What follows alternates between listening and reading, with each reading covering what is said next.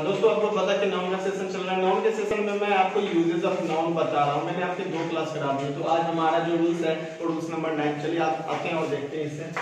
तो आपका यहाँ पे वर्ड है आपका अनमैरिड। जैसे कि दोस्तों आपको पता है कि अनमैरिड का मतलब क्या होता है। अनमैरिड का मतलब होता है कुंवारा या फिर कुंवारी का या फिर अविवाहित बोलिए। अनमैरिड का मतलब क्या, अविवाहित। जैसे कि आप, जैसे कि मैं, देखते हैं।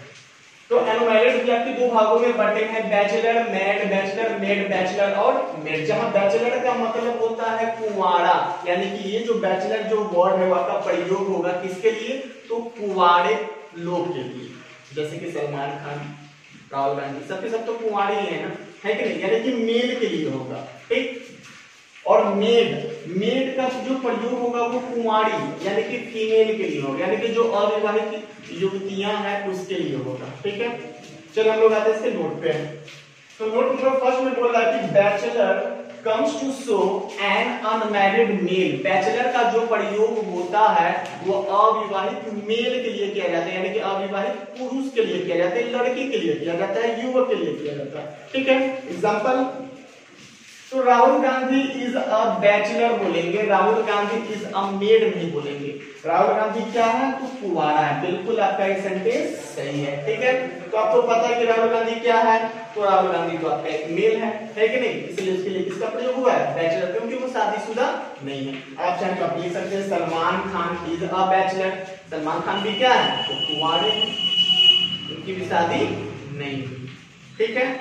अगला नोट नंबर 2 पे हम लोग आते हैं। Maid comes to show an unmarried female. Maid का जो प्रयोग होता है वो अविवाहित युवतियों के लिए किया जाता है। जैसे कि एग्जांपल आप देखिए, Mayawati is a made. Mayawati क्या है, एक कुंवारी है। उसी प्रकार से Katrina Kaif is a made. Katrina Kaif क्या है, तो कुंवारी है कि नहीं। इसी प्रकार से और भी। चलिए हम लोग आते हैं रूल्स नंबर 10। तो रूल्स नंबर 10 में है आपका रेसिडेंस। देखिए रेसिडेंस का मतलब क्या होता है, तो रेसिडेंस का मतलब होता है निवास स्थान, है कि नहीं, या फिर निवास हाउस बोल सकते हैं, यानी घर बोल सकते हैं। रेसिडेंस का मतलब क्या, तो घर। तो रेसिडेंस भी आपके 2 भागों में बटे हैं यूजेज के अनुसार, house home, house home, house और होम। जहां हाउस का मतलब होता है किसी का भी घर नहीं, यानी कि अगर केवल कहा जाए कि केवल आपका घर, तो ऐसा कहना उचित नहीं होगा। अब किसी का भी घर कैसे, तो हाउस का मतलब हम बोल सकते हैं कि वैसा घर जहां पे हम लोग एज अ रेंट लेकर मतलब रह रहे हैं, या फिर वैसा घर जहां पर फैमिलियों की संख्या 1 से ज्यादा हो। एक घर है बड़ा सा जहां पे हमारे दादा भी रहते हैं, दादी भी रहते हैं, एक फैमिली बन गया, उनके बच्चे यानी मेरे पिताजी, फिर मेरे पिताजी, मेरी माताजी और हम जो भी भाई बहन हैं वो रहते हैं। फिर हमारे अंकल आंटी, उनके बाल बच्चे, फिर हमारे उस घर में मेरी बुआ भी रहती है, तो बुआ, फिर फूफा, फिर उनके बाल बच्चे, फिर उस घर में हमारी एक बहन रहती है और उनके हस्बैंड, बहन के हस्बैंड, उनके बाल बच्चे। यानी कहने का मतलब एक फैमिलियों का एक इकट्ठा हो गया, है कि नहीं। समझो कि वो घर क्या हो, उसको तो जिला घोषित कर देना चाहिए, इतने लोग रहते हैं, है कि नहीं। तो कहने का मतलब है हाउस का मतलब किसी का भी घर, किसी का। अगर कोई बोलेगा नहीं केवल मेरा पर्सनल घर है, तो ऐसा नहीं। और होम का मतलब होता है अपना घर, चाहे वो घर आपका ईंट का हो, मतलब ईंट पत्थर से बने एक मकान, बिल्डिंग हो, या फिर आपका खपड़ा का ही हो, या फिर कोई भी फूस फास का ही घर हो। नहीं, यानी कहने का मतलब है होम का मतलब होता है प्यार का घर। अगर आप सड़क पे भी टेंट गाड़ के रहते हैं ना, आप रहते हैं, ठीक, आपकी वाइफ रहती है, आपके बच्चे, एक तो फैमिली रहता है ना, वो यानी कि वन फैमिली। तो वन फैमिली को डिनोट करने के लिए हम लोग होम का प्रयोग करते हैं। मोर देन वन फैमिली को डिनोट करने के लिए किसका प्रयोग करते हैं, तो हाउस। आप इस प्रकार से भी आप समझ सकते हैं। ठीक है। तो हम लोग अब आते हैं इसके नोट पे। देखिए नोट में बोलता है कि generally preposition to comes before house not home. साधारणतः हाउस से पहले प्रीपोजिशन टू का प्रयोग होता है। कब, जब उसको हम दिशा निर्देशन की ओर संकेतित करते हैं तब, है कि नहीं। जैसे कि मैं घर जा रहा हूं, ठीक, आप अभी यहाँ पे देख सकते हैं एग्जांपल भी, Ram is going to house. तो यहाँ पे आपको भी पता है कि आपका प्रीपोजिशन जो टू का प्रयोग होता है वो किससे पहले होता है, तो हाउस से पहले होता है। तो यहाँ पे आपका एग्जांपल सही है। Ram is going to house बोलेंगे। अगला एग्जांपल है Ram is going to home. तो यहाँ पर क्या मैंने बताया कि नॉट होम, यानी कहने की बात है कि अगर किसी भी सेंटेंस में दिशा निर्देशन की बात किया जाए तो दिशा निर्देशन के अनुसार हाउस से पहले प्रीपोजिशन टू की चर्चा हो सकती है, लेकिन होम से पहले कभी भी प्रीपोजिशन टू की चर्चा नहीं होगी। ठीक है, तो यहाँ पर आप होम से पहले टू की चर्चा नहीं करेंगे, ये आपका गलत है। यहाँ पे डायरेक्ट क्या हो जाएगा, तो राम इज गोइंग होम होगा, गोइंग टू होम नहीं होगा।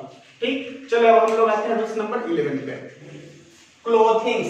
देखिए क्लोथिंग्स का मतलब क्या होता है, तो मैं आपको बता दूं क्लोथिंग्स का मतलब होता है पहनावा, यानी जो हमारे कपड़े होते हैं ना उसे हम लोग क्लोथिंग्स बोल सकते हैं। यानी क्लोथिंग्स का मतलब आपका कोई कॉस्ट्यूम हो गया, कोई पोशाक हो गया, कोई ड्रेस हो गया। ठीक है, चलिए हम लोग देखते हैं। तो क्लोथिंग्स भी आपके दो भागों में बटे हैं, सूट और ड्रेस। सूट ड्रेस, सूट और ड्रेस। जहां सूट का जो प्रयोग होता है वो कॉस्ट्यूम के रूप में जो प्रयोग होगा इसका वो मेल के लिए होगा, यानी सूट का प्रयोग कौन करेगा, तो मेल यानी कि पुरुष लोग करेंगे। ठीक है, हम लोग अगर बात करते हैं ड्रेस का, तो ड्रेस का मतलब ये आपका एक प्रकार का कॉस्ट्यूम हो गया, पोशाक हो गया, लेकिन किसके लिए इसका प्रयोग होता है, तो ये होता है उसका फीमेल के लिए प्रयोग। किसके लिए, तो महिलाओं के लिए। ठीक, चलिए हम लोग आते हैं नोट नंबर फर्स्ट पे।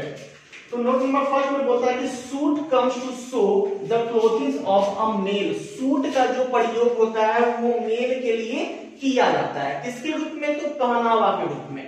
आपको बताया था मैं आपको एक बार में, और मतलब पिछले क्लास में मैंने आपको बताया था कि क्लोथ आपके दो भागों में बटे थे, क्लॉथ्स और क्लोथ्स। तो क्लोथ्स का मतलब ये आपका क्या था, तो पहनावा होता था, यानी कि पहनने वाले कपड़े। तो क्लोथिंग्स का मतलब भी क्या, तो वही आप समझ सकते हैं, पहनने वाले कपड़े। ठीक, तो यहाँ पे आप देख सकते हैं कि सूट का जो प्रयोग हुआ किसके लिए हुआ है, तो मेल के लिए हुआ। ठीक, यहाँ पे हम एग्जांपल के हम लोग आते हैं, I had to buy a suit. अब सूट का जब प्रयोग हुआ तो यहाँ पे किसकी चर्चा होगी, यानी कि जो पर्सन आएगा जिसके लिए खरीदा जा रहा है कपड़ा वो क्या आएगा, मेल आएगा या फीमेल आएगा, तो ऑब्वियसली आपका मेल ही आना चाहिए ना। तो I had to buy a suit for my son. और सन क्या होता है भाई, तो सन तो आपका एक मेल होता है ना। मुझे अपने बेटे के लिए एक सूट खरीदनी है। कभी भी आप दिमाग में ये नहीं लगा दीजिएगा कि अरे सर वो तो एक सलवार सूट भी होता है ना, सलवार सूट होता है तो होता है, इससे क्या मतलब है भाई, सूट का प्रयोग किसके लिए होगा, यहाँ सलवार थोड़ी ना लिखा है, केवल सूट लिखा हुआ है ना।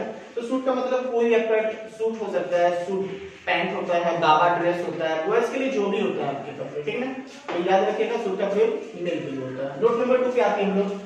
तो नोट नंबर 2 में आपका बोला है dress comes to show the clothings of a female. तो ड्रेस का जो प्रयोग होता है वो पहनावे के रूप में किसके लिए किया जाता है, तो फीमेल के लिए किया जाता है, मेल के लिए नहीं किया जाता है। ठीक है, इसको आपको ध्यान में रखना है, हमेशा एग्जाम में उल्टा पुल्टा कर देगा, सूट के लिए और आपका कर देगा यहाँ पे फीमेल, और आपका ड्रेस के लिए कर देगा इधर आपका मेल, हमेशा उलट देता है एग्जाम में। तो आपकी ये चीज आपको ध्यान में रखनी ही होगी। वैसे भी आप इसका एक ट्रिक है, याद कैसे कर सकते हैं, तो सूट यानी जब आप शादी करने के लिए जाते हैं तो क्या पहनते हैं, सूट पैंट पहनते हैं। अगर सूट पैंट कौन पहनता है, तो दूल्हा पहनता है कि लड़का पहनता है कि नहीं। तो ऐसा भी आप इसको याद कर सकते हैं। जब एक आपको पता है सूट का, दूसरा तो आपको पता ही है ना कि ड्रेस किसके लिए, फीमेल के लिए। ठीक, तो इसके एग्जांपल पे आते हैं, I had to buy a dress.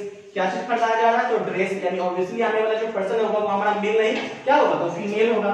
तो यहाँ पे बोल रहा है कि I had to buy a dress for my daughter. तो डॉटर क्या होती है, तो आपकी फीमेल होती है, यानी कि मुझे अपनी बेटी के लिए क्या खरीदना, तो एक पोशाक खरीदना, एक कपड़े खरीदने हैं। ठीक है, चलिए हम लोग आते हैं रूल्स नंबर 12 पे। रूल्स नंबर 12 है आपका कजिन। देखिए कजिन का मतलब क्या होगा, तो कजिन का मतलब चचेरा, फुफेरा, मौसेरा, ममेरा और पता नहीं क्या क्या होता है। लेकिन तो कजिन जो है आपके दो भाग में बटे हैं, कजिन ब्रदर, कजिन सिस्टर। लेकिन यहाँ पर कजिन ब्रदर या कजिन सिस्टर का प्रयोग नहीं होगा, इसलिए मैंने ब्रदर लेकर काट दिया है, सिस्टर लेकर भी काट दिया है। कजिन जो है इधर भी कजिन, इधर भी कजिन, यानी कि कजिन अपने आप में ही जो है वो ब्रदर और सिस्टर दोनों की भूमिका को निभाता है। अतः कजिन के साथ हम कभी भी ब्रदर या सिस्टर का प्रयोग नहीं करेंगे। अगर कोई मेरा भाई है तो बोलेंगे ही इज माई कजिन, अगर कोई मेरी बहन है तो बोलेंगे सी इज माई कजिन। यहाँ पे आपको पता चल जाएगा उसके पर्सनल प्रोनाउन से, जब ही लगा है तो भाई होगा, जब सी लगा है तो बहन होगी,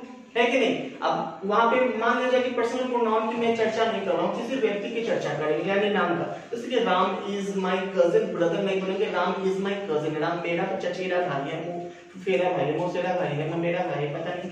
और अगर हम बात करते हैं किसी भी चचेरी बहन की, तो सी इज यानी सीता बोल सकते हैं, सीता इज माई कजिन, ना कि Sita is my cousin sister. ठीक है, तो आई होप आपको समझ में आ गया हो। चलिए हम लोग आते हैं नोट नंबर फर्स्ट पे। तो बोल रहा है कि cousin, cousin itself denotes cousin it self denotes brother and sister. Cousin जो है अपने आप में भाई भी होता है और बहन भी होती है। It can't be used as cousin brother and cousin sister. इसका प्रयोग नहीं किया जा सकता है किस प्रकार से, तो कजिन ब्रदर और कजिन सिस्टर के प्रकार से, यानी केवल हम कजिन का ही प्रयोग करेंगे, कजिन ब्रदर और कजिन सिस्टर का प्रयोग नहीं करेंगे। एग्जांपल पे हम लोग आते हैं तो राम क्या है, कहते हैं एक मेल है एक पुरुष है, तो Ram is my cousin brother. ये बताइए क्या ये सेंटेंस सही है क्या? अभी मैंने आपको बताया था कि कजिन के साथ ब्रदर या सिस्टर का प्रयोग नहीं होता है, यहाँ पर मैंने लिखे काटा भी है कि नहीं? तो यहाँ पे आपका एग्जांपल बिल्कुल गलत है, Ram is my cousin brother नहीं होगा, यहाँ से आपका ब्रदर कट जाएगा, डायरेक्ट क्या बोलेंगे, Ram is my cousin, Ram मेरा चचेरा भाई है। अगला Sita is my cousin sister, क्या ये एग्जांपल सही है? बिल्कुल गलत है, यहाँ पे आपका सिस्टर का प्रयोग नहीं होगा, डायरेक्ट क्या हो जाएगा, कजिन, यानी Sita is my cousin, Sita मेरी चचेरी बहन है। Ram is my cousin, Ram मेरा चचेरा भाई। तो कहने का मतलब है कि आपका आप देख सकते हैं, मैं क्या बताऊं बार बार। तो ये था दोस्तों आज का आपका नाउन का सेशन, जिसमें मैं आपको यूजेस ऑफ नाउन को डील करा रहा था। तो ये यूजेस ऑफ नाउन का सेशन आज यहीं पर समाप्त होता है। फिर हम कल मिलते हैं आपका एक न्यू टॉपिक जो कि नाउन से रिलेटेड ही रहेगा, तो जुड़े रहे हमारे साथ और मिलते हैं फिर कल नया टॉपिक के साथ। तब तक के लिए